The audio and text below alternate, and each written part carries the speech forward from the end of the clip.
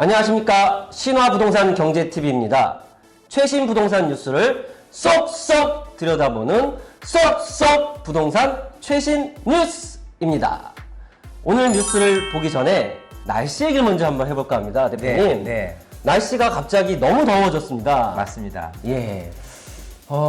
지금 이제 5월 24일인데 오늘이. 네. 그 예년에 같으면은 한 6월 달 정도에 네. 이렇게 좀 한여름 더위가 좀 일찍 찾아오는 경향은 있었는데 5월 달에 그러게요. 이렇게 일찌감치 찾아온 적은 보기 드물었던 것 같아요. 그렇습니다. 네. 뭐 일단 기후변화 라는 부분도 온난화 현상이라는 부분도 있겠지만 왜 그럴까요? 제가 볼 때는 지금 저희가 6일 지방선거를 앞두고 있지 않습니까? 네. 예, 각 후보자와 최근에 윤석열 정부에서 부동산 정책을 많이 내놓고 있습니다. 후보자들과 정부에서 부동산 정책을 내놓는 열기가 너무 뜨겁다 보니 네. 이 열기가 이상 기온으로 이어지지 않았나 이런 또 개인적인 생각을 또 해봅니다. 예. 맞는 것 같네요. 네. 우리가 이제 부동산의 이런 뉴스를 소개하고 핫 이슈를 통해서 많은 것을 알려드리지만 정말 지금 부동산만큼은 굉장히 민감하다. 네. 특히 이제 윤석열 정부가 탄생된 배경에는 분명히 부동산을 빼놓을 수 없기 때문에 예, 부동산 당연하죠. 열기가 날씨에 전해졌다라는 거는 좀 확실한 설명이기도 합니다. 네. 자, 그래서 저희는 최신 기사를 통해서 여러분들께 전달 사항과 자세한 내용, 또 기초 지식뿐만 아니라 자세한 지식까지도 전달해 드리도록 하겠습니다. 자, 5월 24일 오늘 부동산 기사를 한번 보도록 하겠습니다. 자, 원희룡 국토부 장관이 어제 기자 간담회를 처음으로 가졌는데요. 그 기사 내용인 것 같습니다. 한번 보겠습니다. 원희룡 주택 공급 촉진 위해 매달 분상제 먼저 개편 이런 헤드라인인데요. 기사 간담회에서 부동산 분야 정책 방향에 대해서 이제 얘기를 한 것 같습니다. 그래서 어떤 얘기를 했냐면 첫 번째가 분양가 상한제. 네. 6월 중에 개선책을 마련하겠다. 자, 임대차법. 네. 최근에 논란이 좀 되고 있죠. 마찬가지로 6월 중에 뭐 대책 마련을 하겠다. GTX 얘기 지난번에 저희도 영상에서 다뤘는데 임기 내에 A에서 C 노선은 착공, D에서 F 노선은 예타까지 통과시켜 보겠다. 다주택자 규제 내용이 또 있었습니다. 그러니까 다주택자라는 기준을 현재 이제 주택 수지 않습니까? 요거를 주택 가액으로 한번 판단하는 거를 검토하고 있다. 이런 내용을 얘기했고요. 주택 공급 대책, 예, 저희가 또 가장 기다려 있는 내용이죠. 자, 요거는 출범 100일 내에 향후 5년간 공급 방안을 수립 발표하겠다고 하는데 특히 지금 요즘 이슈와 논란이 되고 있는 1기 신도시의 마스터 플랜을 우선적으로 공급 대책에 포함하겠다라는 내용으로 어제 기자 간담회를 한 것 같고요. 자, 대표님, 요 내용들 조금 더 자세하게 말씀해 주시겠습니까? 네, 아무래도 지금 원희룡 국토 장관이 큰 총대를 맸어요. 네. 자, 일단은 이 정부 들어서 개선을 해야 된다. 또 정상화를 시켜야 된다는 내용이 이제 부동산이 가장 뜨거운 이슈로 떠올라 있기 때문에 여러 가지를 지금 그냥 대략적으로 뭐 이렇게 하겠다라고만 할 게 아니라 실질적으로 빨리 발표를 하고 시행을 하는 쪽으로 이렇게 준비를 하고 있는 맞습니다. 것 지금 같아요. 시장은 바로 어떤 정책이 나오는지 지금 기대하고 있거든요. 네. 근데 아무래도 뭐 정부가 하는 게 이제 한계가 있을 수는 있어요. 뭐 법제도를 고쳐야 된다면 이제 국회에서 논의를 맞습니다. 하기 때문에 그렇죠. 쉽지는 않을 것이고. 네, 또 여소야대 지금 상황이지 않습니까? 그렇죠. 이제 시행령 개정인을 통해서 하루빨리 이렇게 좀 개정을 해야 되는 부분을 담고선 있기 때문에 일단은 분양가 상한제를 폐지 수순으로 갔으면 좋겠는데 사실 시장 논리에 조금 맞춰서 했으면 좋겠는데 아마 시기상조라고 생각해서 어떤 식으로든 조정을 좀 하려고 할 것 같고요. 네. 임대차법이 사실은 조금 관건인데 이게 이제 법으로 다뤄져야 될 일이기 때문에 거기에 상당히 조금 난관을 봉착될 가능성이 좀 있는 부분하고요. 네. 또 이렇게 공약으로 내세웠던 GTX 노선 같은 경우는요. A 노선 같은 경우는 이미 착공을 지금 이제, 했어요. 그래서 개통을 앞두기인데 나머지 BC 노선도 빨리 착공을 하고 나머지도 좀 예비 타당성 통과를 하겠다는 내용. 또 다주택자의 규제도 좀 신선한 내용인데 네. 주택수 대신 주택가격으로 좀 판단해서 해보겠다라는 것도 굉장히 좀 신선한 내용이 되게 현실성 있는 접근이 아닌가라는 그럴 생각이 수도 듭니다. 있습니다, 사실은. 예. 여러 주택이 있는데 내가 정말 작으면 빌라 여러 개 갖고 있어서 그러니까요. 좀 손해 보시는 분들에 네네. 비한다면은 어찌 보면 좀 현실적인 내용이 담겨져 있지 않을까 생각을 하고요. 어쨌든 큰 틀에서는 분양가 상한제 가장 먼저 손봐야 될 제도라고 네. 얘기를 하고 있고요.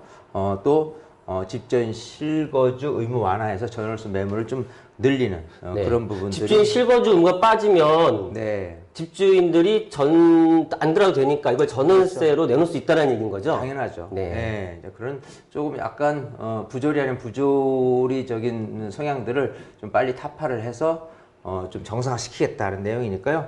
좀 기대를 좀 빨리 좀 했으면 합니다. 네. 네. 원희룡 국토부 장관이 정말 바쁠 것 같습니다. 네. 다음 뉴스 한번 보겠습니다. 서울 아파트 매물 6만 건 사라진 매수. 한번 내용 볼까요? 자, 사라진 매수세의 거래 절벽이 계속되고 있다. 4월 거래량 1,606건, 6개월째 2,000건 미만, 송파, 마포 등 매물은 올라가고 있는데 양도세 완화에도 금리 인상 매수 부담이 증가돼서 거래량 회복이 제한적이다 이런 얘기인데 어떤 기사 내용인지 한번 대표님 좀 설명 좀 해주시겠습니까? 자, 일단은 지금 이제 거래가 잘 안 되고 있는 것 중에 하나가 이제 공급량 부족. 공급량이 새로운 물건이 아닌 팔고 싶어도 못 파는 분들에 대한 숨통을 이제 트인 부분이 다주택자들에 대한 양도세를 한식으로 완화를 했어요. 1년 동안. 네. 예, 그런 상태인데 바로 이렇게 거래가 와락 이어지지 않았더니 그렇지는 않더라라는 내용인데 네. 크게는 이제 두 가지일 거예요. 이제 일단은 금리가 좀 올라 있는 네, 상태에서 많이 오르고 있죠. 대출을 끼고 집 사는 게 좀 부담스러울 수 있는 부분하고요.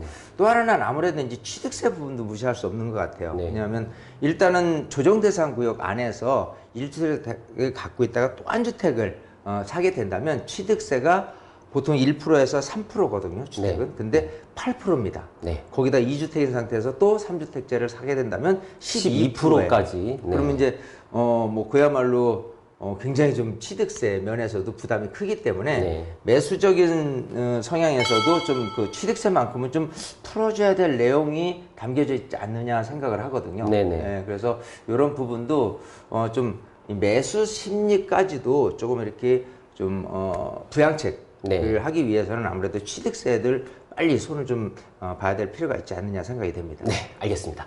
다음 기사 한번 보겠습니다. 네. 물가 더 오른다. 기대 인플레 3.3%, 9년 7개월 내 최고. 10억 집 추가 세금 5천만 원. 2주택 취득세 중과 언제 풀리나? 보금자리론 대상 집값 6억 원에서 9억 원 이하로 확대 추진. 대출 규제 완화 시 서울 지역 아파트 가치 상승, 지방은 되레 떨어져. 지방선거 핫 이슈된 1기 신도시 4달 재건축 마스터 플랜 나오나? 공공임대주택 입주민 4명 중 3명 거주 만족. 하는 주택량, 주요급 비의 저조, LTV 완화된 집값 영향 이렇게 나와 있는데요. 자, 이 중에서 어떤 기사를 살펴보면 좋겠습니까, 대표님? 아무래도 아까 이제 언급했던 매수세 심리에 대한 부분 네. 중에서 이제 중요한 부분이 이제 취득세 부분이기 때문에 맞습니다. 예. 여기를 한번 조금 이렇게 네. 자세히 살펴볼 필요가 있지 않느냐 생각을 합니다. 네. 예. 자, 이 내용이에요. 네. 지금 이제 우선 그 이제 세 가지가 5월 10일부로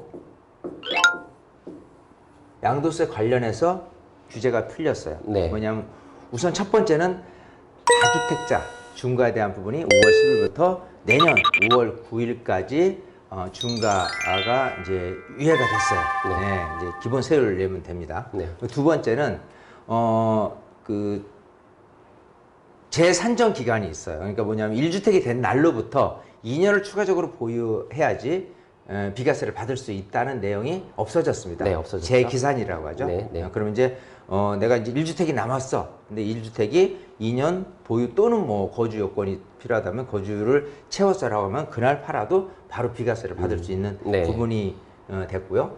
또 세 번째는 일시적 이주택이라는 부분이 조정 대상 구역에서는 지금 이제 1년 내 이제 A주택이 있는 상태에서 B주택을 샀을 때 A주택 종전주택을 1년 안에 팔아야 되는 된다. 부분, 또 새로운 B주택은 거주를 해야 되는 이런 부분들이 이제 2년으로 늘렸고요. 예, 거주할 2년으로 필요도 늘었죠. 없는 네. 이 부분이 이제 됐습니다. 자, 그게 근데 그 이제 취득세 같은 경우가 네. 2주택제 취득세 중과라는 부분이 맞물려 있는 부분이거든요. 그러겠죠. 일시적 2주택인데 근데 아직 소득세법에 대한 부분은 터치를 했는데 지방세법에 대한 부분을 터치를 아직 못한 거예요. 그렇죠. 예, 그래서 그거에 대한 부분을 좀 빨리 입법 예고를 해서 좀 진행을 시키겠다라고 얘기했는데 이거는 뭐 큰 무리 없이 저는 진행이 되지 않을까 생각을 해요. 왜냐하면 어차피 같은 맥락이거든요. 그렇죠. 예, 예. 일시적 2주택에 대한 유예를 이제 2년 안에 이제 팔면 된다라고 했다면 그것도 마찬가지 2년 안에 파는 조건으로 했을 때 취득세를 일반세율로 적용시킬 수밖에 없는 같은 맥락의 제도이기 때문에요. 그러니까 양도세와 취득세가 같이 가야 된다는 얘기지 그렇죠. 않습니까? 맞습니다. 예, 요거는 뭐 발표만 좀 늦출 뿐이지 그냥 반드시 된다. 저는 그렇게 살펴보고요. 이참에 지금 취득세에 대한 부분으로 좀 이렇게 좀 설명을 좀 드리고 싶은데요. 네. 많은 분들이 이 취득세라는 부분에 대해서 사실 조금 자세하게 아는 듯 하는데도 자세하게 모르는 분들이 예. 굉장히 많아요. 그러면 네. 대표님께서 지금 네. 설명해 주실 수 있겠습니까?